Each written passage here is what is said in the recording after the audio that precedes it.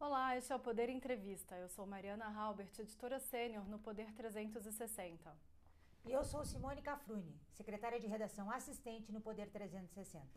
Entrevistamos agora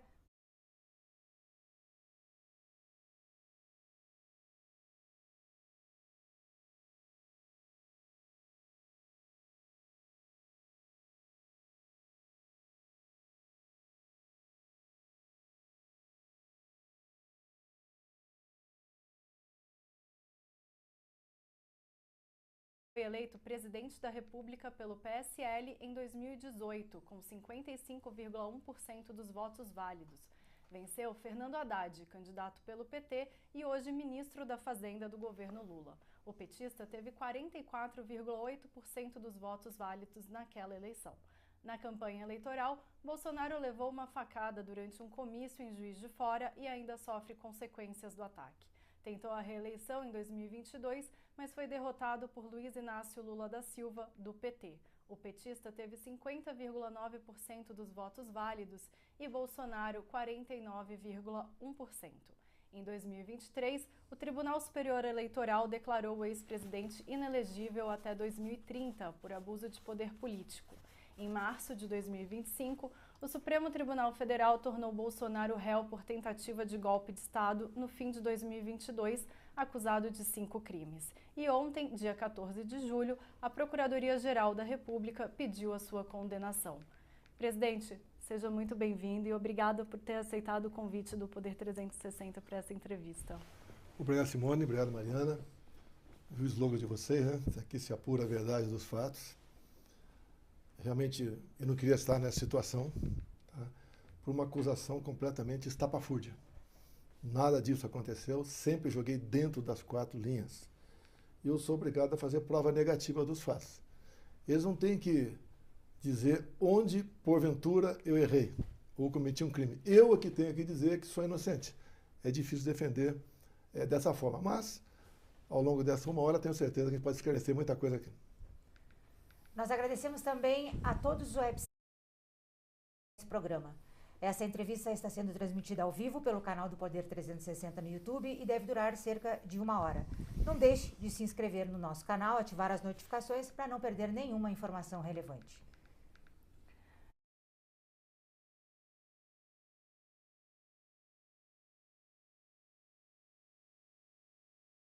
Depois precisou ficar internado e agora, no mês de julho, o senhor suspendeu as suas atividades políticas e partidárias, né? Como é que o senhor está?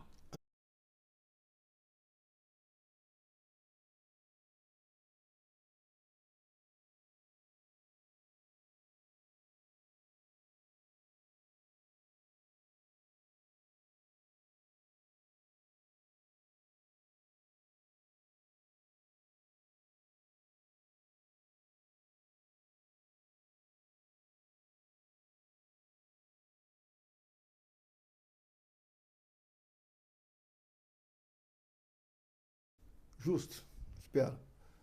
Tá? Mas a minha saúde vai bem, repito, o problema é a idade. Vamos então para a política, presidente. A PGR pediu na noite de ontem a sua condenação de outros 7 réus nesse processo aí que investiga a tentativa de golpe de Estado. As penas somadas chegam a mais de 40 anos de prisão. Qual será a sua estratégia de defesa, presidente? Olha, você falou 5 crimes. Imagine você multado agora no Rio de Janeiro. Você não está lá. 2 crimes são relacionados à depredação de patrimônio. Eu estava nos Estados Unidos. Eu não estava aqui. É uma coisa que eu tenho até vergonha de falar. Eu tenho vergonha de ver que o PGR botou isso como crime meu. Daí tem mais. Liderar organização criminosa armada. Mas o que aconteceu? Eu era chefe supremo das Forças Armadas. As Forças Armadas foram para a rua? O 8 de janeiro foi uma tentativa de golpe de Estado? O próprio atual ministro da Defesa disse que não foi. Outros 2 ex-ministros, como Aldo Rebelo e Nelson Jobim, também falou que não foi. Sarney também falou que não foi. Qualquer uma pessoa minimamente inteirada no assunto vê que aquilo foi uma baderna que saiu do controle. Agora, por que quase 200 câmeras sumiram do Ministério da Justiça de Flávio Dino, porque provaria que o quebra-quebra foi antes da turma que estava lá no acampamento chegar aqui. Então você vê aqui, tentativa de abolição violenta do Estado Democrático de Direito, golpe de Estado, liderar organização criminosa armada. Não teve arma. Se você pegar as polícias legislativas da Câmara e do Senado, nenhuma arma foi apreendida. Quer dizer, uma denúncia que é difícil você defender. É quase você se defender, por exemplo, de uma acusação de ter matado um marciano. E nem o corpo do marciano estava ali. Ou seja, mais do que minha vida foi revirada, até sobre baleias me investigaram. Joias, cartão de vacina, comprar 101 imóveis com dinheiro vivo no Vale do Ribeira. As acusações mais absurdas, todas foram desfeitas. Sobrou a fumaça da tentativa de golpe. Não é justo o que estão fazendo comigo e com os demais colegas meus sobre essa tentativa de golpe. Nada foi tentado. Quando há uma tentativa de golpe em qualquer lugar do mundo, ou um golpe, você fica sabendo em poucos minutos. Bilhões de pessoas sabem poucos minutos depois daquilo, aqui, até hoje. O mundo tomou conhecimento disso como? Até outro dia, conversando com um colega de Israel, ele falou que golpe foi esse que o Mossad não estava sabendo. Ou seja, querem condenar, me tirar do jogo político, porque as minhas inelegibilidades são tênues. Abuso de poder político, reunir-se com embaixadores. 2 meses antes, o ministro Fachin do TSE se reuniu com embaixadores. E terminou a reunião falando o seguinte: tão logo o TSE anuncia os resultados, os seus respectivos chefes de Estado devem reconhecer o ganhador das eleições. Ué, tinha certeza que seria o Lula? Como assim? O TSE pesou na mão contra mim. Eu não podia falar que o Lula, por exemplo, defendia o aborto. Eu não podia falar da ida do Lula no Complexo do Alemão com boné CPX na cabeça. Eu não podia mostrar a imagem do 7 de setembro. Eu não podia fazer live da minha casa, que eu morava naquele momento, no Alvorada. O TSE baixou 3 resoluções extemporâneas. Resolução entre março e o dia das eleições não vale para as eleições. Baixaram 3 contra mim. E quando acabam as eleições e eu começo a questionar, tinha uma série de petições. A primeira, indefere, tudo bem, e dá uma multa de 22 milhões. O que nós decidimos no partido? Não vamos recorrer e nem vamos apresentar outra. Se apresentar outra, vai ser 200 milhões a multa, quem sabe caçar o regime do partido. Isso é democracia? Como é que foi debatido as eleições lá atrás, do Aécio e Dilma, que foi feita até uma auditoria, que chegou a essa conclusão que as urnas eram inauditáveis? Como é que fica as eleições da chapa Dilma Temer também? Dilma Temer foi um negócio também esquisito. A chapa foi declarada legal por excesso de provas. E quando você vê que outra acusação grave contra mim é duvidar do sistema eletrônico. Olha, eu tenho que acreditar no programador, eu acredito na máquina. E outra, a minha luta pelo voto impresso é desde 2012. Eu aprovei uma emenda a um projeto de lei que tratava de eleições por voto impresso. Eu fui convidado pelo ministro Fux, ou eu pedi audiência com ele, não me lembro, e fui conversar sobre eleições com voto impresso para 2018. O TSE chegou a comprar urnas, fazer licitação. Depois o Supremo falou que era inconstitucional. Então é inconstitucional na Venezuela agora, que também tem voto impresso. É inconstitucional no Paraguai, também tem o voto impresso. E quando você vê aqui, a segunda inelegibilidade minha, ou melhor, a primeira, o abuso de poder político, foi porque eu critiquei as urnas. Quem entrou com a ação? Foi o Carlos Lupe. O que o Carlos Lupe disse há pouco tempo, em 2018, se não me engano, nas inserções de horário eleitoral gratuito. Carlos Lupe, esse cidadão aqui. Sem a impressão do voto, não há possibilidade de recontagem. Sem recontagem, a fraude impera. Carlos Lupe. Então, o próprio Flávio Dino já criticou a urna eletrônica. Vários parlamentares criticaram, apresentaram projetos. Nós derrubamos o veto, a Dilma Rousseff vetou o meu voto impresso. Nós derrubamos o veto com voto, inclusive, de petistas. Agora me acusam disso? O senhor vai, então, seguir nessa mesma linha na sua defesa, de levar todos esses elementos que o senhor já apresentou diante desse pedido de condenação da PGR? Nós já levamos. Você quer ver? O relatório da Polícia Federal não me bota no 8 de janeiro, porque estamos nos Estados Unidos. O PGR me coloca no Rio de Janeiro. Não tem cabimento se defender disso. Te digo uma coisa a vocês duas aí. Caso eu estivesse em Brasília no dia 8 de janeiro, eu ia buscar à noite ou na madrugada, eu estaria preso ou morto. Mas o PGR, na denúncia que ele faz, o Paulo Gonet, ele diz no pedido, na denúncia não, desculpa, no pedido de condenação, que o senhor alimentou diretamente a insatisfação e o caos social depois de perder as eleições em 2022 e que não reconheceu essa derrota de forma clara e dessa forma teria mantido os seus apoiadores em estado de mobilização, o que levou ao 8 de janeiro. O que o senhor acha? Eu quero uma imagem, uma matéria na imprensa, eu fazendo críticas contundentes, em novembro e dezembro de 22. Não tem. Não tem. O senhor reputa, agora, eu queria comparar. Olha só. Mobilização. Não, olha só. O pessoal foi para os quartéis pelo Brasil. Adesão minha. É melhor ficar lá do que ficar na rua. Lá estão protegidos. Tanto é que lá não tivemos problema nenhum. No dia 2 de novembro de 22, ou melhor, dia 1º, eu dei uma coletiva para a imprensa. Falei, vão sentir saudade de mim. Quando é que você vai sentir saudade de mim? Quando eu for embora. E dei meu recado ali, nós não somos igual à esquerda. Não podemos fechar rodovias, invadir, depredar patrimônio. No dia 2, eu fiz um vídeo conclamando aos caminhoneiros que desobstruíssem as pistas pelo Brasil. Se eu quisesse o caos, eu alimentaria isso daí. Ao longo do percurso, a pedido do Lula, eu nomeei 2 comandantes de força. Eu tive reunido com o ministro Zé Múcio no começo de dezembro na minha casa, na Alvorada, onde ele foi conversar comigo. Queria ter mais liberdade junto aos comandantes militares. Liguei para o ministro da Defesa. A transição foi tranquila. Nós nomeamos Geraldo Alckmin no comecinho de novembro como encarregado da transição pelo parte do lado de lá. Do lado de cá era o Ciro Nogueira. Ninguém reclamou. Fizemos uma transição tranquilíssima. Agora, eu não poderia mais entrar com petições junto ao TSE. Uma que eu ia entrar era sobre essas três resoluções extemporâneas. Não pude entrar. Daí eu perguntei para os colegas, o que a gente pode fazer dentro das 4 linhas? Tem alguma coisa na Constituição? E alguém falou, estado de sítio. Falei, pô, peraí, é uma coisa violenta. E o que é o estado de sítio? O presidente convoca os Conselhos da Defesa e da República. Foi feito isso? Não foi. Se tivesse feito, convocaria, mandaria uma mensagem para o parlamento, pedindo autorização para baixar o decreto. Para quê, presidente? Esse decreto seria uma alternativa a não deixar o presidente Não. Primeiro, você sempre tem GLO na cabeça para paz no Brasil. Você passa 4 anos com GLO na cabeça. Eu estava buscando alternativas dentro das 4 linhas. E no começo eu vi que não dava, esquece. Alternativas para quê, presidente? Para não você, o Lula assumir? Não, alternativa para você poder questionar o TSE. Só isso. Nunca eu joguei fora das 4 linhas. Se eu quisesse, se tivesse mal intencionado, faria algo antes das eleições. Trocava comandante de força, coisa mais, não é tem dificuldade nenhuma. Trocava de defesa, trocava isso, trocava aquilo. Agora, o que é um golpe de Estado? É um negócio violento. Como é que fica o dia seguinte?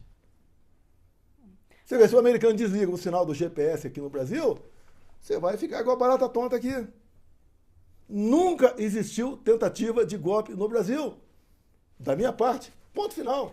Se tem algum maluco lá pensando alguma coisa, é problema dele.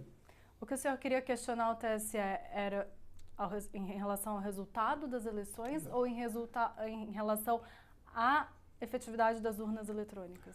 Urnas eletrônicas era uma coisa. Eu acho que nós temos direito. Em 2014, o PSDB de Aécio Neves questionou, contratou uma auditoria externa.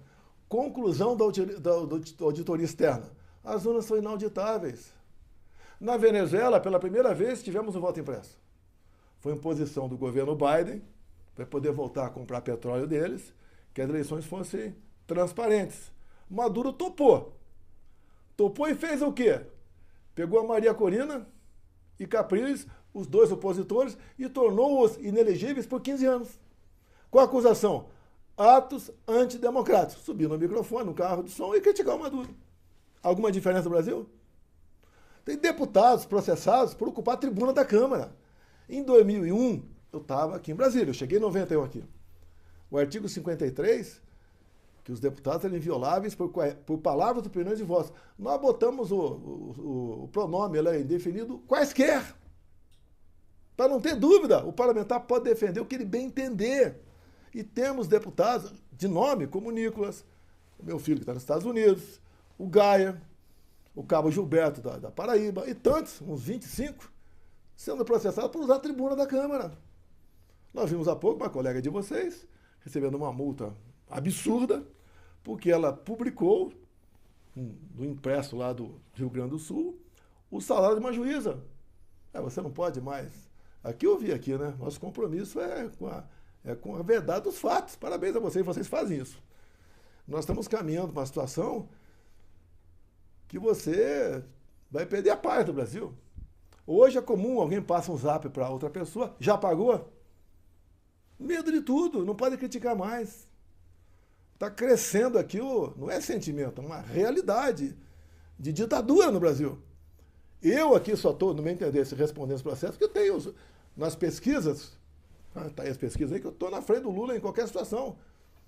Estado do Nordeste, a gente já ganha dele, ou empata na margem de erro. Ou seja, o pessoal está insatisfeito com o que ele está fazendo, só faz besteira.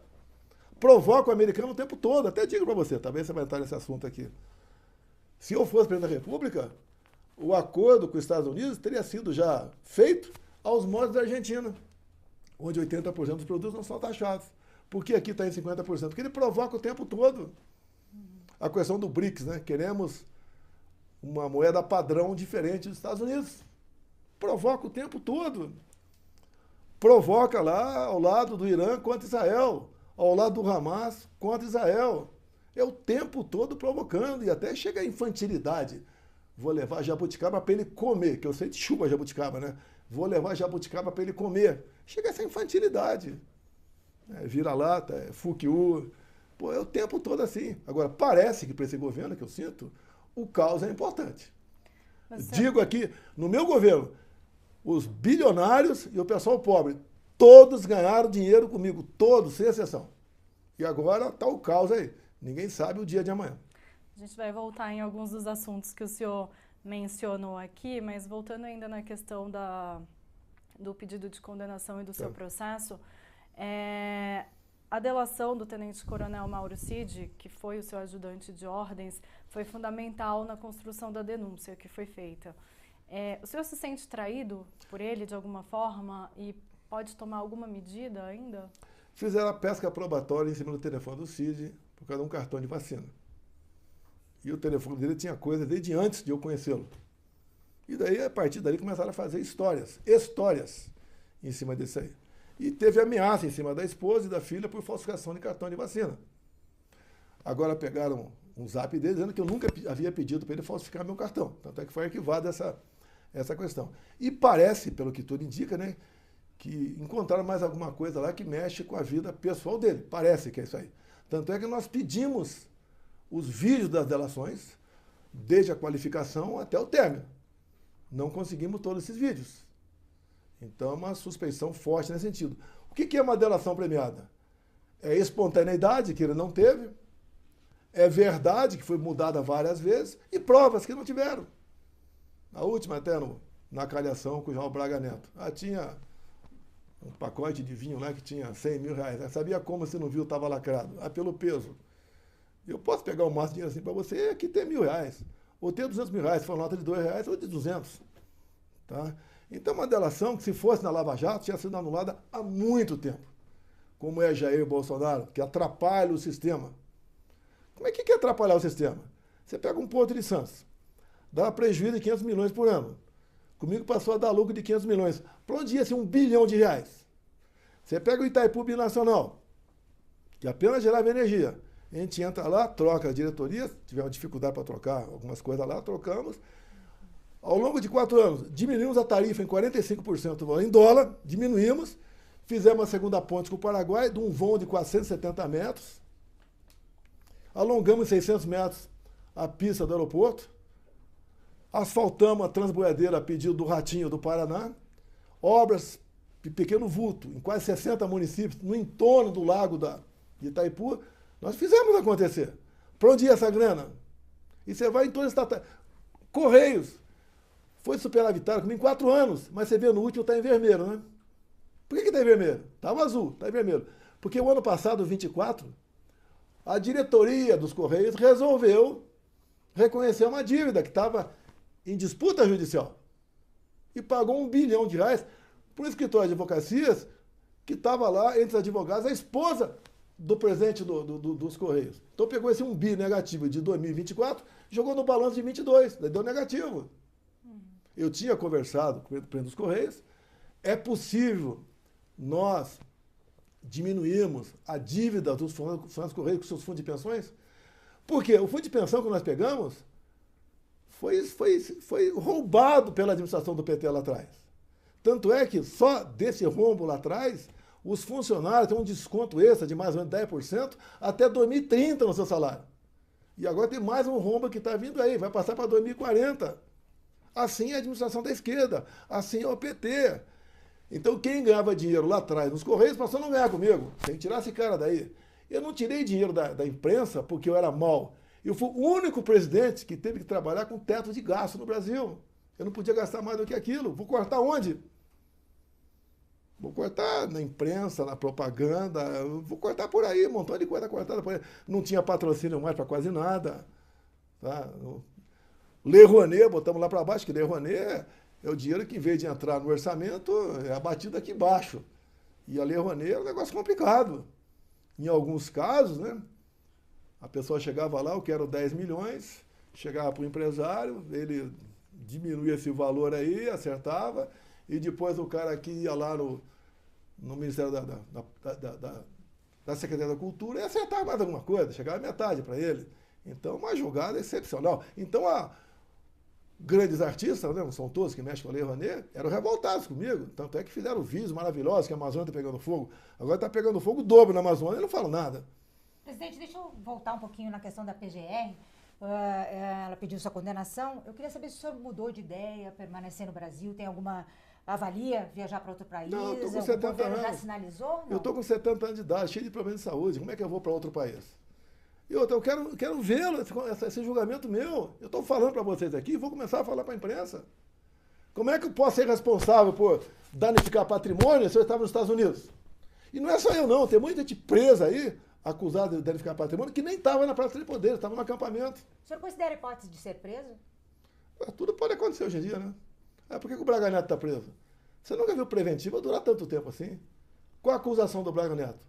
Interferência no inquérito já tinha acabado. Então é assim que funcionam as coisas.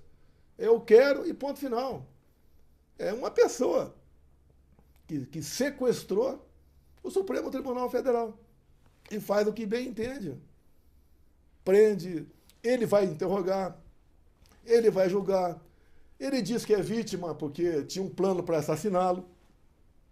Agora, a pessoa que pegaram esse plano, chamado Punhal Verde e Amarelo, não foi ouvido até hoje. Então interessa para o relator e para o PGR aquela narrativa. Tinha um plano para nos matar. Se você ler 2 páginas e meia, você cai para trás, uma coisa ridícula. Ninguém faz um plano para matar ninguém e bota no papel. E aquela besteira que está no papel. Mas fica a narrativa que tinha um plano para executá-lo. Olha, menospreza os forças especiais no Brasil. São pessoas extremamente preparadas para qualquer coisa. E não são bandidos. E não pertencem a nenhuma organização criminosa. E são o tempo todo taxados disso. Se tivesse um plano, os forças especiais para alguma coisa, se o plano fosse justo, teriam executado. Ninguém nunca pensou em matar ninguém. Eles não pensaram, tentaram matar. Tanto é que se a Polícia Federal trabalhasse 10% do que trabalhou para mim, para o caso Adélio, teria chegado a uma resposta de quem mandou me executar. E o Adélio é o cara mais protegido hoje em dia. O delegado que foi encarregado do inquérito do Adélio, lá de Minas Gerais, que chegou à conclusão que era o lobo solitário, foi ser diretor de inteligência da PF. E segundo a própria mídia, a preocupação dele era com os meus inquéritos. E agora está em Londres. Foi para lá descansar. Premiado. O Adélio não é um maluco. Ele não é o lobo solitário. Ele foi no dia 5 de junho de 18, em São José, Santa Catarina, sabendo que meu filho, o 02, iria para lá. O Carlos iria para lá. Quem deu o dinheiro para ir para lá? Quem deu a informação que o Carlos estaria lá? Alguém tentou entrar na Câmara dos Deputados com um documento falso do Adélio. O funcionário da Câmara anotou e aumentou o CPF que não tinha. E fica por isso mesmo. Nós não conseguimos quebrar o sigilo do telefone do Adélio. Quebraram o meu, da minha esposa, de todo o meu redor. Agora, do Adélio não foi possível quebrar, nem vou falar do advogado. Tentamos também, o advogado é quase impossível, né? É um direito dele, no meu entender. Mas quebraram o sigilo do outro advogado meu, o Frederico Vassef. Quebraram o sigilo dele. Fizeram uma busca e apreensão à meia-noite no shopping lá de São Paulo. Ou seja, uma perseguição implacável. E eu acabei com a harmonia que existia em Brasília entre as pessoas que não queriam o bem do Brasil. Se eu tivesse morrido em 2018, o Brasil já seria não a Venezuela, mas uma Cuba. Imagine o PT administrando R$1 trilhão, foi o que nós gastamos na pandemia. Eles sumiram com R$50 milhões naquela história da casa de maconha, que foi 10% disso foi para o prefeito de Araraquara, que agora acabou de falar, o prefeito de Araraquara, que o Trump é o maior fascista do século XXI. É só provocação, narrativas. Eu tenho que me defender do que eu não fiz. Eu tenho que provar que sou inocente, não eles provar que eu sou culpado. Presidente, o senhor acha que é possível recorrer, já que o seu processo está no STF, que é a Suprema Corte do Brasil, é possível recorrer a outros fóruns internacionais? Mas leva anos. Você vai apodrecer na cadeia. Não seria eficaz? Eu tenho dito, não há interesse em me prender. Eles querem me eliminar. Eu sou um problema. Solto ou preso sou um problema. E eu não ataco o Supremo Tribunal Federal. Assim como vocês falam em fatos ali, eu falo em fatos também. Não justifica o Alexandre de Moraes é o relator e vai me julgar agora. Ele é vítima. Ele não disse que tinha um plano para que Punhal Verde e Amarelo queriam matá-lo. Como é que ele vai julgar? Nós dois brigamos num evento qualquer. De repente, você, um vai julgar o outro. Não tem cabimento isso aí. Cadê o devido processo legal? Onde o Lula foi julgado? Não foi na 13ª Vara em Curitiba? Por que eu sou no Supremo? E mesmo se fosse Supremo, seria o pleno e não parte do Supremo. Os prazos aqui são corridos. Estão a lava-jato os prazos. Tudo é milimetricamente calculado. Mantém o Braga Neto preso para exatamente o recesso. Não contar prazos. Então, conta prazo para o Braga Neto preso. E, presidente, o que significaria para o senhor ser preso? Estar na prisão? Eu jamais passou pela minha cabeça que eu não sou bandido. Bandido foi esse que está no governo e foi solto, condenado em 3 instâncias. Não passa a minha cabeça aí, eu não consigo entender. Preso por quê? Por depredar patrimônio? Você estava nos Estados Unidos? E se o senhor for esperar uma tentativa armada, se não encontrou ninguém armado aí, o que é um golpe de Estado? É Forças Armadas, é tanque nas ruas, é você ter um núcleo político, ter um núcleo financeiro, ter apoio de outro setor, ter apoio da imprensa, apoio internacional. Isso é um golpe. Nada foi sequer pensado, não é cogitado, pensado. E se fosse pensado, como não começou nada, não tem crime. Pô, não. O senhor espera alguma reação dos seus aliados políticos? O que o senhor imagina no caso de uma eventualidade de prisão ou de uma continuidade desse processo? Eu não posso falar sobre isso, né? Cada um faz o que se manifesta. Vários parlamentares foram falar comigo hoje, gravaram vídeo, tá certo? É o que a gente está fazendo. É uma tremenda injustiça. Se eu tivesse feito um governo de corruptos, eu estaria com bilhões no bolso em liberdade, agora sem problema nenhum. O que aconteceu com o Carlos Lupe no dia de ontem no Supremo Tribunal Federal? A roubalheira dos velhos INSS foi equivada. O Carlos Lupe está fora do processo. No meu entender, de que vale uma CPMI agora, ou CPI no Congresso? Não vale para mais nada. Se o chefe, o ministro do INSS, né, da Previdência, já foi arquivado a ação contra ele, ele vai dar risada. É esse mesmo que eu mostrei para vocês aqui. O senhor acha que então não vale a pena fazer essa CPMI agora? Eu acho que não. Eu acho que não. Até porque o que o governo geralmente faz? Geralmente é equilibrado ali. Ele convence mais um ou outro a só atacar o outro lado. Daqui a pouco vou botar na minha conta. Como estão tentando botar na minha conta o roubo dos velhinhos. Eu roubei dos velhinhos para dar para o irmão do Lula. Eu nunca recebi um sindicalista no meu gabinete. Nunca recebi um deputado do PT no meu gabinete. Até se ele quisesse falar comigo, eu conversaria com eles. Mas nunca pediram para falar comigo. Agora, eu fraudei o INSS Se nós começamos em janeiro de 19, uma medida provisória para exatamente evitar que tudo isso acontecesse. Mas o argumento do atual governo de que justamente essa medida ampliou a possibilidade de cadastro de algumas entidades, o senhor refuta esse argumento? Não existe isso. Por quê? Nós apresentamos uma medida provisória para exatamente você fazer uma reclassificação anual de quem está descontando. Essas próprias pessoas, em especial os mais pobres do Nordeste, não sabem o que assinam. Muitos são analfabetas, lamentavelmente. E não vê, quando o desconto já vem no Olerite, você não sente. Se você tivesse me dar uma nota de R$50 todo mês, você sentiria. Mas quando vem descontado, você não sente. São pessoas que por anos foram descontadas. E é um desconto bilionário. Por que eles fizeram isso também? Começou com o Temer, quando o Temer acabou com a contribuição previdenciária, a contribuição lá para sindicato. E nós agravamos a situação, jogamos pesado em cima disso. Eles foram buscar recursos em outro local. E foram em cima dos idosos. O pessoal recebe, em média, aí, R$1.700, R$1.800, R$50 pesa. E agora o Carlos Lupe já está fora disso. O cara que me acusa de criticar a urna eletrônica, acabei de mostrar a vocês, ele é o maior crítico, está inclusive no Facebook até hoje dele, o pessoal vai no Facebook do Carlos Lupe, está lá até hoje. Vá logo que ele vai tirar esse vídeo daí. Não tem problema nenhum. O problema é que ele está na capa do processo. Se é alguém da direita, condena. Se é da esquerda, deixa passar. E, presidente, o ministro Alexandre de Moraes negou um pedido do jornal Folha de São Paulo e outro pedido do jornal digital Poder 360 para entrevistar o Felipe Martins, que foi seu assessor também. O ministro Moraes disse, ao negar o pedido do Poder 360, que poderia haver, abre aspas, risco de tumulto processual, fecha aspas. Qual que é a sua avaliação sobre esse tipo de negativa? Não sou advogado. O Lula deu entrevista preso. Não deixaram também o Adélio da entrevista preso. De acordo com os interesses pessoais. Tumulto processual. Esse processo é uma fraude. É uma fraude que não se sustenta. Por isso a gente vê que não há uma reação da sociedade contra mim. Muito pelo contrário. E até pessoas humildes estão vendo o tamanho da perseguição.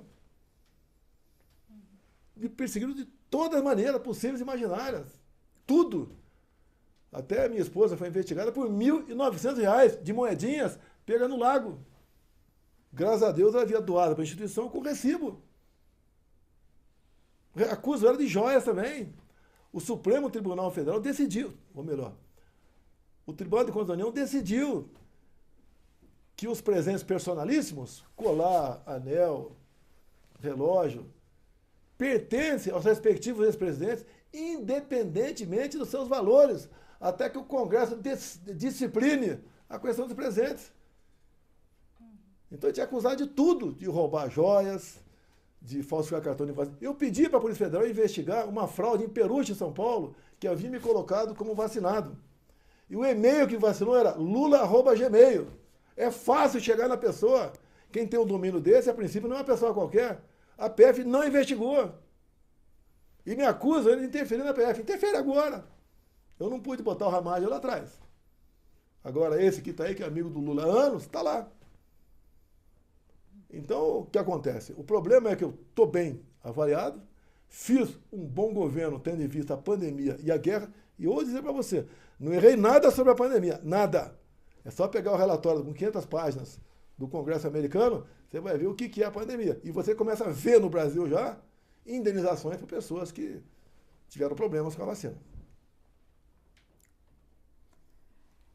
Com relação ao Trump, presidente, eles querem taxar os produtos brasileiros em 50%. O Donald Trump disse que uma das razões disso era justamente a questão de existir uma caça às bruxas no julgamento do senhor aqui no Brasil. O senhor considera apropriado que eles peçam ao Brasil para atuar junto ao Supremo Tribunal Federal, como se o Brasil pudesse, digamos, interferir na Suprema Corte norte-americana? Essa decisão é do Trump. Não tem participação minha. Não existe nenhum lobby meu. Qualquer um está vendo o que acontece comigo. Eu tive problemas com o Trump em 2019. Ele queria taxar o nosso aço. Eu fui lá e conversei com ele. Não taxou o nosso aço. É o que o Milei fez agora. Conversou com o Trump, 80% dos produtos argentinos, não, tarifa zero. O restante, em torno de 10%. Se esse governo tivesse interlocução com o governo americano, iria falar com ele. O Xi Jinping conversou com ele. Todos os países que foram taxados até 100% e tinham um prazo para entrar em vigor, conversaram com o governo americano e resolveram. O que o Trump procura é uma paridade das taxações.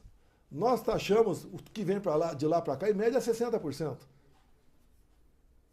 Mas e ele agora, essa nova tarifa que foi imposta na semana passada, de 50%, o presidente norte-americano disse que era em razão do processo que o senhor está sofrendo aqui no Brasil. Ele citou o meu nome, Caça Bruxa. Ele citou também a questão das redes sociais. Das redes sociais, que é liberdade de expressão, e tem também a questão do comércio americano. E também está implícito ali o Lula querendo aqui o fim do padrão dólar nas negociações com o BRICS. E o BRICS virou um ajuntamento de ditadores. Mas ao citar o senhor, ele não está saindo um pouco da questão econômica? Eu não vou interferir, eu não vou dar palpite na vida do Trump. Não vou. Eu tenho uma profunda gratidão por ele. Tivemos um excelente relacionamento, conversamos sobre muita coisa pelo mundo, fazendo planos, parece que ele estava namorando, tinha muitos planos para o Brasil, tá? Na questão dos nossos minérios, a questões aí de maneira geral, os commodities, que competimos em alguma coisa. E ele sempre falava que, pela primeira vez, tivemos um presidente não hostil aos Estados Unidos, que foi eu. E não houve nenhuma participação sua nem de seus filhos nessa questão da... Minha, zero. Não existe lobby.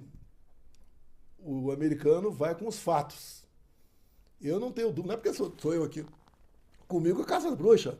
Como é que eu vou provar que eu não quebrei nada no Palácio da Presidência se eu estava nos Estados Unidos? Foi por telepatia? Eu acho que não tem que discutir. É uma vergonha esse processo, esse relatório do nosso querido Paulo Gonet. Até quando o Paulo Gonet foi escolhido, lá atrás, não tinha problema nenhum, eu falei, poxa, o Lula errou, né? Porque está botando uma pessoa que é um cristão, que é uma pessoa que tem uma boa fama, e parece que ele mudou de ideia. Eu queria perguntar, não. O Gonet, por exemplo, quando eu fui interrogado, ele leu lá, aqui, ó, Brigadeiro Pazini falou que as tropas estão à sua disposição, kkkk. O senhor tem a dizer por isso? Eu falei, ô, prezado procurador, ele é formado pelo ITA. Está de pijama há 15 anos. Nunca teve tropa à sua disposição. Ele ficou olhando para o Alexandre de Moraes. Essas são as acusações? E eu fui educado com ele, com todo mundo. Até propus uma brincadeira para o Alexandre de Moraes. Ser meu vice, para dar uma descontraída no clima ali. Eu não devo nada. Se eu devesse, eu não estava falando com vocês aqui. Estava em algum lugar fugido, escondido por aí. Mas o senhor disse que o senhor não participou, mas o seu filho, o Eduardo Bolsonaro, está nos Estados Unidos. Ele teve participação direta nessa negociação? Não, negativo. Ninguém está vibrando com a taxação, não. Tá? A taxação entra em vigor dia 1º. O Trump falou que não é agora, mas vai conversar com o Lula. Não vai ser agora. Ele vai propor alguma coisa para ele. O que é? Não sei. Mas vincular a anistia do senhor e de outros envolvidos não estou vinculando nada disso aí. Lá atrás, quando apresentou o primeiro projeto da anistia, queriam botar uma anistia para mim sobre inelegibilidade. Eu falei, não, é só o de janeiro. Eu não tenho nada a ver com o de janeiro. De repente, repito para você, a PF não me coloca no de janeiro, mas o procurador me coloca. Que sem o de janeiro, não tem como eles conectar outras coisas. Eles pegaram o de janeiro, tentativa armada de golpe de Estado. Pelo amor de Deus. Com a dona Maria com 74 anos de idade, com a irmã Hilda, pelo amor de Deus, com o lesão cardíaco que morreu na prisão, pelo amor de Deus. Num domingo, você não dá golpe de Estado em cima de prédio, dá golpe de Estado em cima de pessoas. O Lula tinha acabado de sair lá e ir lá para São Paulo, Araraquara, para ficar fora desse negócio aqui.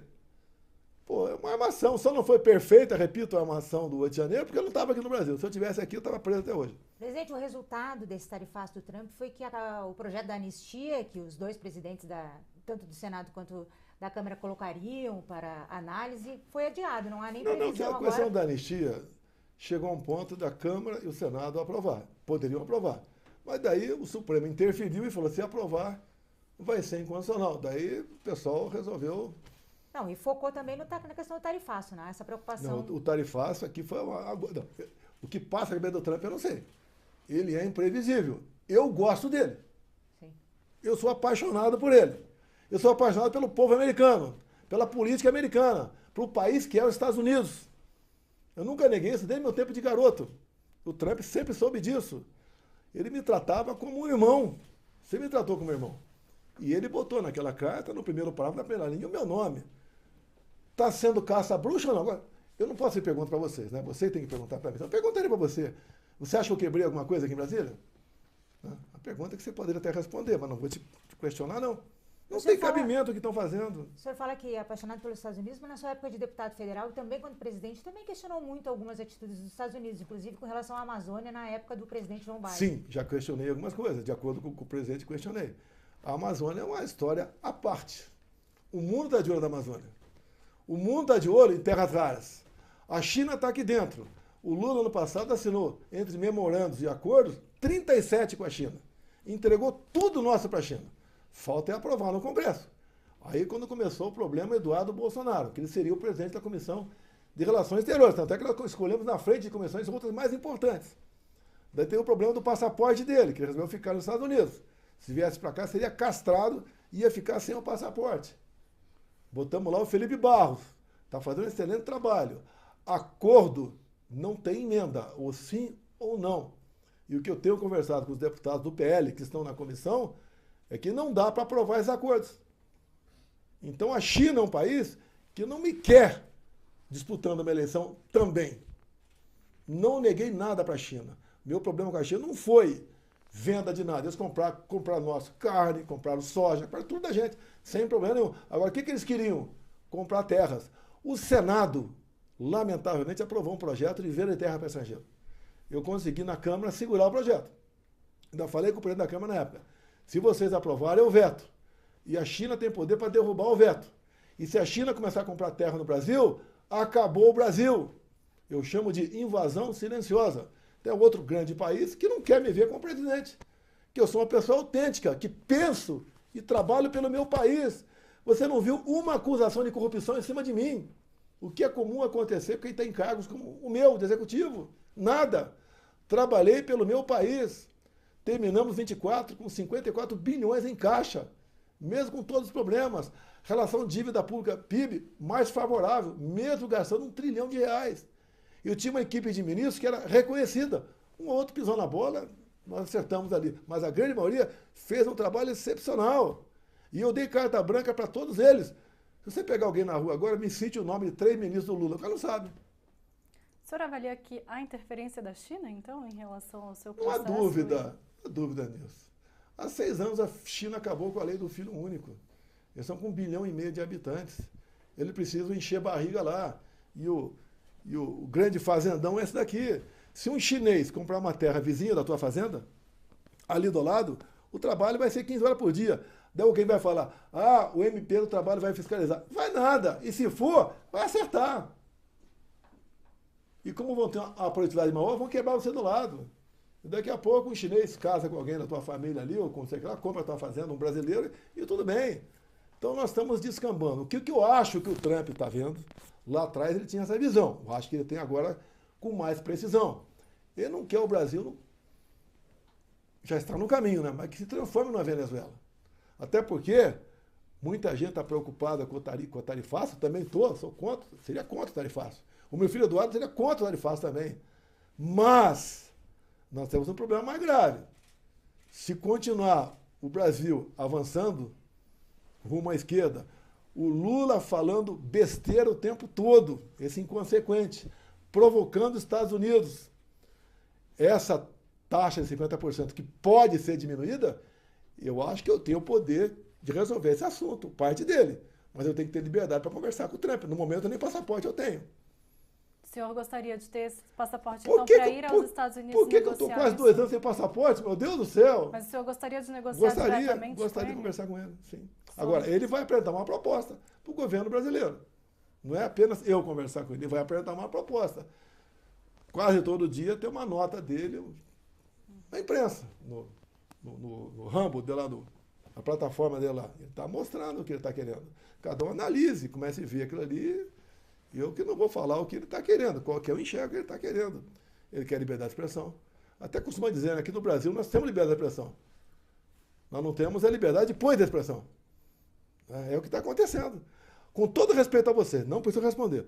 Mas tem colega de vocês que está preocupado com o que vai escrever. É para a gente viver numa situação dessa? Comigo, alguém sofreu alguma represália? Eu falei em censurar algum órgão de imprensa? Comigo não teve nada disso. Me xingavam, esculachavam o tempo todo. E o senhor falou que o seu filho é contra o tarifaço, o Eduardo. Sim.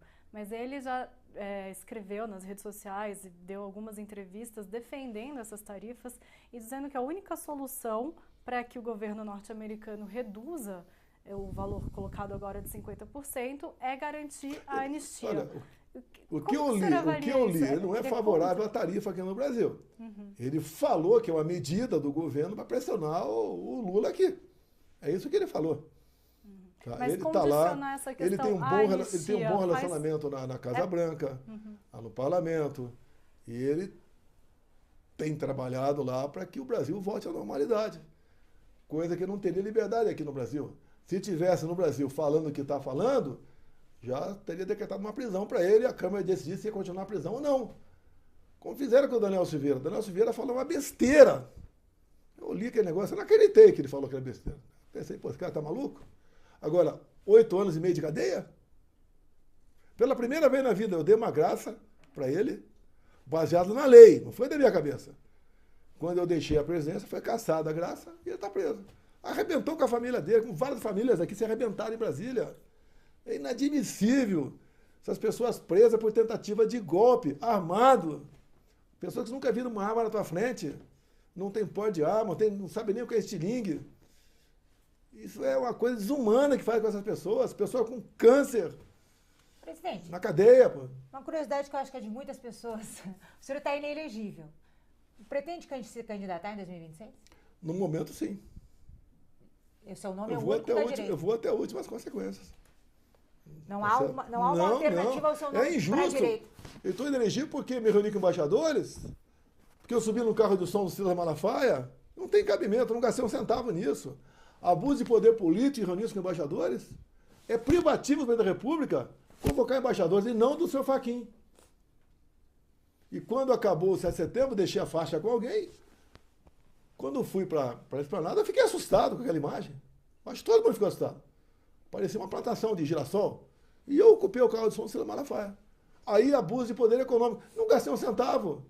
O carro de som tinha mais carro de som lá, não gastei nada. E qual vai ser a sua estratégia diante do fato de que o senhor está inelegível? É entrar com pedido de candidatura. O TSE, a primeiro momento, vai decidir. Vai estar presidindo o TSE o Cássio Nunes, o vice vai ser o André. O TSE decide. Agora, que tremenda injustiça me tornar elegível por causa disso. Até porque estamos na Suíça, né? Agora, presidente, o registro de candidatura vai se dar somente no ano que vem. Diante disso que o senhor está colocando agora, de registrar a sua candidatura, se o TSE mantiver o senhor inelegível, o senhor vai declarar apoio a um outro nome da direita, então, só em 2026? Para mim vai ser game over. Ponto final. Isso eu vou ver lá na frente. Mas então o senhor pretende deixar isso para 2026 apenas? Tem várias pessoas aí que estão se apresentando como candidatos. Eu acho que todos os partidos têm que ter seu candidato no primeiro turno. Eu conversei com o Zema essa semana, bati um papão com ele. Converso sempre com o Tarcísio. O Tarcísio é meu amigo, meu irmão. Tá certo? Já conversei com o Caiado. Não conversei com o Eduardo Leite, que não falta de oportunidade, né? Ou falta de interesse dele, o meu, tá certo? O resto eu tenho conversado com todo mundo. Lance, eu acho que deveria ser cada partido lançar no primeiro turno o seu candidato. Mas nessa estratégia de cada partido ter o seu candidato no primeiro turno, isso pode pulverizar as candidaturas da direita e atrapalhar, acho que a direita ou unida. reforça? A direita está unida comigo. Que pese algumas caneladas minhas, nós fizemos renascer no coração do brasileiro o amor à pátria, o patriotismo, a falar em família, a falar em Deus, a não querer que criança seja colocar ideologias com 50 anos na cabeça dela, cada um vai ser o que quiser quando crescer no futuro. Tá? Eu mostrei o que é o Brasil quando falo que nós temos, quem tem uma reserva mineral como nossa? Roraima tem uma tabela periódica embaixo da terra. Quem tem uma terra agricultável como a nossa? Para pecuária também. Quem tem um clima aprazível como o nosso?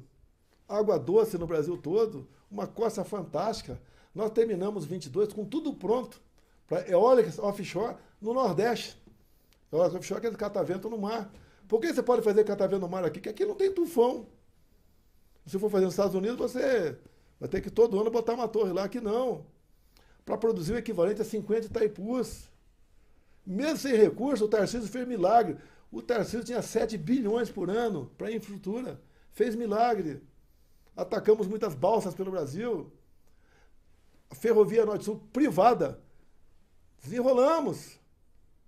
Não pense que o pessoal do meio ambiente são santos. Não vou falar o que eles são aqui, mas não pense que são santos. Resolvemos o problema ambiental. Foi concluída a Norte-Sul, 4.000 e poucos quilômetros. Por que a Ferrogrão de Sinop a Miritituba, 930 km, está parada? Decisão monocrática de uma pessoa, de um juiz. Não tem cabimento. E isso aconteceu no Brasil. Que a BR que liga lá Rondônia, Porto Velho, a Manaus, está parada. A Marina não quer. Ah, lá não é lugar para passear. Ô, Marina, quem vai passear lá, Marina? Eu tive um debate com ela na campanha passada, lá, 2018. Ela é contra o desarmamento. Mas tinha acabado de dar uma entrevista numa revista que só não foi estuprada com as irmãs quando ia tirar leite de seringueira porque tinha uma espingarda com ela. E agora ela é contra o armamento. Comigo, que teve uma liberação bastante grande para armas, diminuindo quase 30% o número de mortes por arma de fogo no Brasil.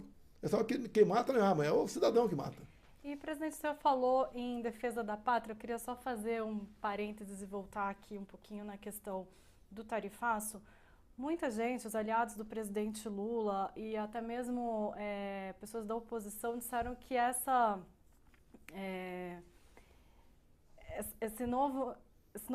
novas tarifas impostas e a defesa, a estratégia que o governo está adotando de negociar, deram ao presidente Lula novos argumentos que ele pode usar na campanha de 2026 e deram também esse espaço de adotar um discurso que é mais ligado à direita, da defesa da soberania nacional, inclusive com o resgate das cores, verde e amarelo. Como o senhor entende essa estratégia? O Lula, apaixonado pelo verde e amarelo, ao lado de ditadores, um dos motivos das sanções também foi o Lula estar lá na Rússia, no dia da vitória, em vez de estar na terra do Flamengo, estava lá ao lado de ditadores e criminosos de guerra. O Lula falar em patriotismo? Ora, meu Deus do céu, vamos supor que tem uma sanção em cima da Venezuela agora. O povo deve ir à rua e defender o Maduro? O Lula não dá demonstração nenhuma que quer resolver o assunto. Ele quer o país empobrecido. E quanto mais pobre e sem cultura, melhor para ele dominar. Mas dá um discurso para 2026? Dá, mas não vai para frente.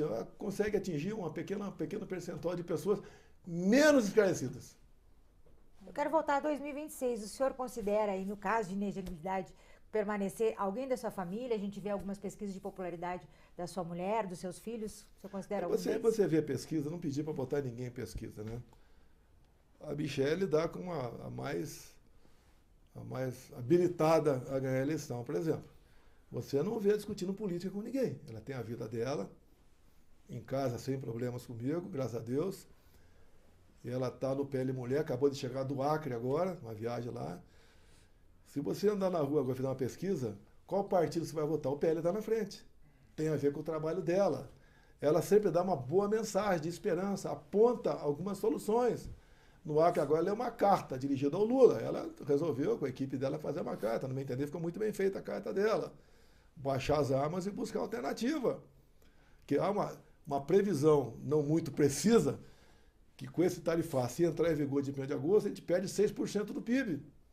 Se está 3 positivo, passar para 3 negativo. E aí vem desemprego. O pessoal não investe. Já está difícil investir com a taxa Selic 15%. Eu cheguei a botar a taxa Selic 2% no começo de 21. No contexto de pandemia. Contexto de pandemia. Agora, por quê? Eu tinha uma equipe, não é só o Paulo Guedes. O Paulo Guedes pegou o Ministério do Planejamento para ele, secretaria, pegou a Indústria e Comércio, O Paulo Guedes pegou a equipe e eu dei liberdade para ele. Eu ia lá de vez em quando dar uma sugestão. Lá de vez em quando ele aceitava. E eu ficava feliz, porque quem é economista é ele. E não eu. Eu não entendo de economia. Alguns acham que eu estou me rebaixando, me desconsiderando, para que não entendo de economia. Ué, eu quero me comparar com o Paulo Guedes, não tem condições. Então ele fez o trabalho certo. Já teve vezes no meu gabinete, tem uma dúzia de ministros pedindo a cabeça do Paulo Guedes. O que eu falava para ele? Quem vocês querem no lugar? Ah, não temos nome. Quando aparecia um cara com nome, esse cara não se compara com o Paulo Guedes. E ligar o Paulo Guedes, uma dúzia aqui na tua cabeça aqui agora. Está mantido, pô. Porque o político, ele é imediatista. Nós, como reduzimos, zeramos impostos federais de combustível, não foi com canetaço minha. Foi o parlamento. O Arthur Lira foi o grande responsável por isso aí. E nós passamos a arrecadar mais e botamos um teto no ICMS. O ICMS do Rio de Janeiro era 34%. Dava R$ 2,30, R$ 2,30 por litro de gasolina. Botamos a metade disso. Nós botamos a gasolina no Brasil abaixo de R$ 5,00. O etanol na casa de R$ 2,50. O Brasil estava indo bem. Está voltando os impostos federais dos combustíveis. O cara quer taxar todo mundo. Daí reclama quando o Trump taxa. E, presidente, eu sei que o senhor não gosta de cogitar não ser candidato, mas se eventualmente o senhor não puder registrar a sua candidatura em 2026, o nome que o senhor escolher terá de prometer que vai conceder o indulto ao senhor caso o senhor seja condenado e preso? Primeiro, não é indulto para mim. Tá? Isso é privativo do parlamento. A graça. A graça, a anistia, é privativo do parlamento, está lá na Constituição. Não tem que outro poder falar qualquer coisa. Tem o executivo que pode sancionar ou vetar. Se o Congresso derrubar o veto, é decidido. Você já viu a graça, a anistia, o indulto ser derrubado? Não, apenas o Daniel Silveira. Apenas o Daniel Silveira. Que foi o meu. Por que eu quero um Senado forte? Hoje estava discutindo com gente de manhã sobre o estado de Rondônia, por exemplo. Eu tenho lá meu candidato, um tal de Bruno Scheidt, inventei o nome lá. Tá, o Bruno Scheidt é meu candidato ao Senado lá em Rondônia. Qual o compromisso que eu tenho com ele? Eu não quero que ele seja leal a mim, ele tem que ser leal à Constituição. Eu quero um Senado forte para equilibrar os poderes. Eu não quero um Senado forte para perseguir quem quer que seja. E hoje em dia, tem estado que a gente não vai ter candidato. Mas acertamos com outros partidos que tem mais chance, estamos juntos. O primeiro suplente é nosso, ou o segundo suplente, que não tem muita importância, é nosso. Estamos trabalhando, acreditamos que dos 54 em jogo, 44 estarão alinhados com a direita. Some-se, não com os 27, mas com uns 15 que ficam lá, nós vamos ter quase 60 leais à Constituição. Ponto final. Essa frase o senhor disse lá no Ato da Paulista, né? Que se tivesse metade do Senado, metade da Câmara, não precisaria nem ser presidente. Isso é uma saída sua, caso a elegibilidade... Você pode me querer uma coisa? Eu, com metade do Senado, eu vou mandar mais que o presidente da República. Não adianta ele indicar o João para o Supremo, que eu falo ao meu pessoal, aprove ou não aprove. As agências... que o povo não sabe o que são agências. É uma forma, então, de continuar mandando sem ter um cargo eletivo. Sim. Trabalhando terça, quarta e quinta. Agora, temos que chegar a esse nível e a população está se conscientizando. Coisa mais comum eu ouvir na rua, você vai ter mais de 50%. Nós começamos lá atrás com o PSL, elegeu 50 deputados. Tinha uns 20 que traíram a gente. Depois elegemos 99, tem uns 15 que traíram. Já melhorou. Eu tenho certeza, vão fazer uns 120 deputados federais na próxima. O PL faz pelo menos 20 senadores pelo Brasil. Santa Catarina, eu botei o nome lá, meu filho, Carlos Bolsonaro, o cara que trabalha igual um burro de carga há anos comigo, responsável por eleger senadores, deputados federais, estaduais pelo Brasil todo. E ele resolveu não vir candidato a federal pelo Rio, para que o Ramagem não perca voto, nem o Ernegão, porque os votos deles iriam para o Carlos. Pai, eu sendo senador, onde seria? Santa Catarina.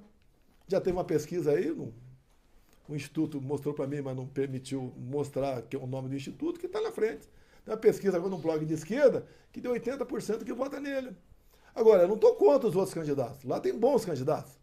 Cada partido não é seu candidato. O senhor lá teve 75% dos votos. Sim, Santa Catarina é o melhor estado do Brasil. O PT nunca passou por lá. Você quer saber se uma cidade é boa ou não? Procure saber quantos vereadores do PT tem lá. Se tiver 0, a cidade é boa. Pode ir para lá.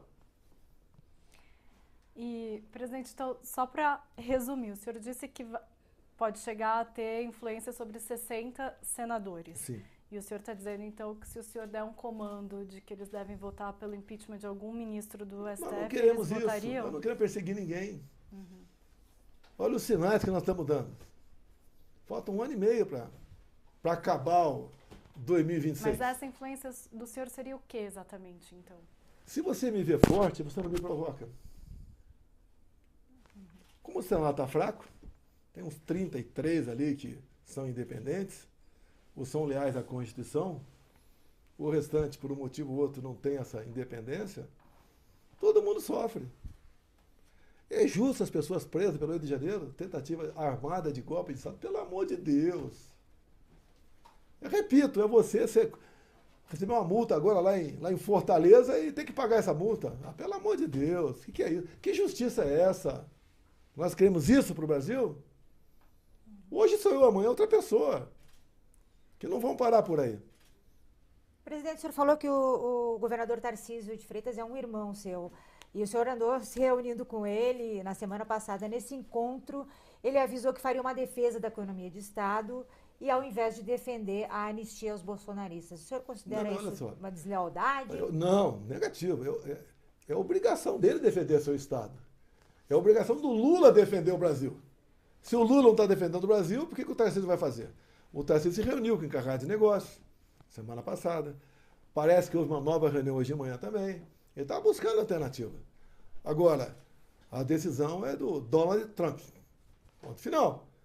O que o Trump quer? Ele tem dado sinais que ele quer. Basta ver o que ele está escrevendo. Entendam ou não entendam. E não está pedindo muita coisa. Ele está pedindo democracia para nós, meu Deus do céu. Obrigado, Trump. Pedindo democracia para nós. Não queremos um tarifaço que não é, alguns acham que é só o pessoal do agro, o industrial que vai perder. Todo mundo vai perder. Mas o governo Lula tem optado por ir pelo caminho da diplomacia e da negociação e não há nenhuma indicação de que o STF possa rever o processo. Qual negociação que o Lula está tentando? Convidando, dizendo que vai dar jabuticaba para o Trump? Se aliando aí, defendendo aí o Irã contra Israel? O que ele quer? Ele deixou... Dizendo que o padrão dólar tem que deixar de existir no BRICS? O que ele quer? Deixou a cargo do Itamaraty, né, as negociações comerciais. O Itamaraty é uma piada. Quando nós perdemos as 2 refinarias da Bolívia, o Celso Amorim falou que o Evo Morales estava certo, porque estava tendo uma posição imperialista. Esse cara não pensa no Brasil, é o Foro de São Paulo, eles se ajudam. Acabou de, eu acho que perdoar uma dívida de 10 bilhões de reais com a Venezuela. Na Venezuela tem metrô. No Brasil tem cidades que não tem metrô. São os amigos, se ajudam. Porto de Mariel em Cuba, obras em Angola, na Bolívia, até na Argentina, do Fernandes. Poxa, dinheiro do BNDES para isso? Mas não há nenhuma indicação de que o STF pode recuar ou mudar alguma coisa no processo. Eu queria ser ministro supremo uma hora dessa. Não, mas eu digo, como é que vai se resolver, então? Não, mas eles têm que ver o que está na mesa, meu Deus. Eu vou falar para eles que é isso ou aquilo. Eles que decidam, as cartas estão aí. Vê se o preço é alto ou não. Eu fiz um pequeno comunicado de 4 parágrafos, botei até numerei de 1 a 4, onde eu falei, dado momento, né? Se existir harmonia e independência dos poderes, está solucionado o negócio. Mas tem poder que quer ser mais poderoso do que o outro. Aí está o problema. E, presidente, uma pergunta de interesse até mais retrospectivo, né? O senhor falou já aqui na entrevista que não se arrependeu de nada que fez durante a pandemia, mas há algo que o senhor tenha se arrependido do seu governo? Não, o que acontece? A forma de me expressar... O que o senhor teria feito diferente? A forma de me expressar não foi boa. Eu li os contratos, eu li os efeitos colaterais da Pfizer. Se alguém tiver a curiosidade, né, se pedir para mim, eu mando. São 513 páginas. Um relatório do Parlamento americano sobre vacina e suas consequências. Parece que eu fiz aquele relatório. Então a Pfizer não mentiu. ela fala em mais de 100 efeitos colaterais. Inclusive, no relatório americano diz que cada 200 mil crianças contaminadas, uma vai a óbito. Eu te pergunto, compensa vacinar todo mundo? Com risco de miocardite, cardiopatite? Para alguns casos, a solução é transplante, compensa? Eu acredito que não. Agora, estava todo mundo obcecado na vacina, gente embaixo do colchão, embaixo da cama de casa, gritando que era vacina. E o Bolsonaro é contra. Fui acusado de não comprar vacina. Não tinha vacina em 2020 para vender. Começou a venda em 21. Então, em 2020, não tinha como vacinar ninguém. A primeira vacina foi em dezembro de 2020. Agora, eu comprei e não obriguei ninguém a tomar. E o tratamento alternativo, hoje, o parlamento americano reconhece. Reconhece o tratamento paliativo que eu sugeri na época. Eu li. Eu liguei para a África subsaariana. Por que não estão morrendo aí, já que o IDH lá embaixo? Eles tomam tal medicamento para a cegueira dos rios. Por que na Amazônia, por exemplo, o militar com o mesmo nível econômico de um civil morria menos do que o civil? Porque o militar tomava algo preventivo para a malária, o civil não tomava. É difícil. Nós perdemos a oportunidade de debater, de conversar, dar uma opinião. Opinião passou a ser crime. Tem gente presa por opinião no Brasil. Tem gente que se autoexilou por opinião.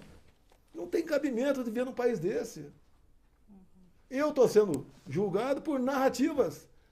Eles têm que provar que eu sou culpado. Não, eu tenho que provar com prova negativa que eu sou inocente. Repito, pela quinta vez, o que eu quebrei aqui na Praça de Poderes. Tenho dois crimes sobre isso aí. O que eu quebrei se eu estava nos Estados Unidos? Presidente, sei que o senhor não gosta de cogitar não ser candidato, mas assim, na hipótese, queria voltar de novo. Quem seria o seu representante, a quem o senhor daria o seu apoio? Na direita a gente tem o Caiado, o governador Tarcísio, o Romeu Zema, são bons nomes. O senhor daria o seu apoio ou há outros nomes possíveis? Só Jair Bolsonaro. Quando eu nasci, eu chorei. Meu vizinho gritou, é homem ou mulher? Você só viu o sexo quando nascia. Você só vai saber, talvez, né? Eu acho que não vai ter, mas talvez, se tiver, no último dia. Sim. Não tem sonografia aqui para dizer o sexo do futuro candidato. E o senhor indicou que só vai definir isso em 2026? Por que eu estou inelegível? É outro abuso contra mim. O ministro Alexandre de Moraes esperou trocar aqueles dois indicados pelo governo, escolhidos pelo presidente da República, trocar para poder botar em pauta a inelegibilidade. Eu pergunto isso, estou enfatizando, porque muitos dos seus aliados mesmo defendem que o senhor definisse um apoio ainda em 2025 para se construir uma candidatura. Olha, qualquer candidato pode pegar um avião aí e falar, atenção, amigos de Teresina, Piauí, vou posar tal dia, vou estar na praça tal para dar uma palestra para vocês. Vê se vai alguém assistir. Tem muita gente que é bem avaliada no seu estado. Quando bota o pé fora do estado, não está bem assim. Logicamente que eu seria um tremendo cabo eleitoral para eles. Não vou negar isso daí. Mas eu quero a prova concreta que eu cometi algum crime. Não sou acusado de corrupção. Nada de errado eu fiz. Por que essa perseguição? Porque eu botei o Brasil para frente. Eu abri os olhos de muita gente. Quem nós somos? Onde podemos chegar? Você bota o mapa do Brasil na tua frente, você olha. Eu falo para você em cada local o que a gente pode fazer. E onde é que está o atrapalhamento para isso daí? Se eu tiver um Senado e uma Câmara favorável, a gente, dentro das quatro linhas, vai em frente. Se o senhor for preso, condenado e preso, o senhor vai resistir à prisão? Não cogito prisão. Eu aqui não fiz nada para perder a minha liberdade, algo mais sagrado que nós temos. Eu estupro uma condenação por prisão em cima do que estou sendo acusado. Mas estupro. se acontecer... não posso falar o se. Eu posso dar alguém pode dar eu não, né? Você dá um tiro em mim agora. Não estou pensando nessa possibilidade. Isso é um tiro no coração. O senhor declarou em outros momentos que seria o fim da sua vida, até mais do que o fim da sua carreira política. Estou com 70 anos, alguns problemas de saúde. E o sistema me interessa, eu morto. Tentaram me matar em 18. Eu acho que o Adélio é um lobo solitário, que andava desempregado, andava pelo Brasil, perseguindo meu filho Caio em Santa Catarina. Alguém na Câmara com a carteira dele para entrar na Câmara. tá certo? Não é um lobo solitário. Ele tinha uma missão. Se ele fosse apenas um assassino qualquer, teria sido morto já. Muito bem tratado no presídio. Passou a ser um lorde. E agora está na iminência, ir para a rua, que estão acabando com os hospitais, os manicômios aí, prisionais, está em via de ir para a rua. E queriam me tirar o pó de arma meu na primeira busca e apreensão. Tirar meu pó de arma na primeira busca e apreensão, tirar meu pó de arma. Como se eu fosse um bandido por causa de um cartão de vacina, que depois foi arquivado. As joias também. O TCU praticamente arquivou também esse negócio também. Eu comprei 101 imóveis com caixa 2 no Vale do Ribeira. Covardia, jogo sujo. Tá? Se dá um trabalho de fazer isso, querer condenar minha esposa com R$ 2.900 de moedinha no lar, que ela doou a prestação de caridade com recibo. Eu comprei 10 milhões de reais de leite condensado para mim. Eu comprei 30 próteses penianas para mim. Eu comprei 300 mil comprimidos de Tadalafila para mim. Essas acusações idiotas que desgastam você. Só faltou me acusar de ter engravidado a baleia, mais nada. Presidente, desde o episódio do aumento das tarifas, o seu filho, o deputado Eduardo Bolsonaro, tem direcionado críticas ao governador de São Paulo, Tarcísio de Freitas, por considerar que a defesa por uma negociação com os Estados Unidos esvazia a estratégia de anistia. Quem está certo nessa questão? Hoje foi botada uma pedra em cima. Conversei com o Eduardo e conversei com o Tarcísio. Está tudo pacificado. O Tarcísio continua sendo meu irmão mais novo, tá? E vamos em frente. Nós não podemos dividir. O Tarcísio é um tremendo de um gestor. Uma pessoa fantástica que está revolucionando São Paulo. Nada de crítica para ele. Se tiver, é por telefone pessoal. E o Tarcísio, tive 2 dias com ele semana passada, conversei com ele hoje de manhã, conversei com o Eduardo, acertamos, tudo pacificado, vamos em frente, que o que importa é o futuro do nosso Brasil. O Tarcísio é governador de estado, não é presidente da República. Ele tem que estar vendo o empresariado lá de São Paulo, que por tabela é todo mundo. No meio está fazendo o possível. Vai conseguir? Não sei. Porque essas decisões são pessoais do presidente Trump. O senhor fez essa conversa depois da publicação que o seu filho fez? Sim, dessa última agora. Tinha subserviência servil. Já está pacificado. Por isso que o senhor fez essa conversa, então, para pacificar? Sim. Estava saindo de controle? Estava. Não é? Ele, apesar de ter feito 40 anos de idade agora, né, ele não é tão maduro assim, vamos assim dizer, talhado para a política. Está bem. Ele acerta 90% das vezes. 9% quando meio, 1% está errando. Tem um baita de um futuro político pela frente.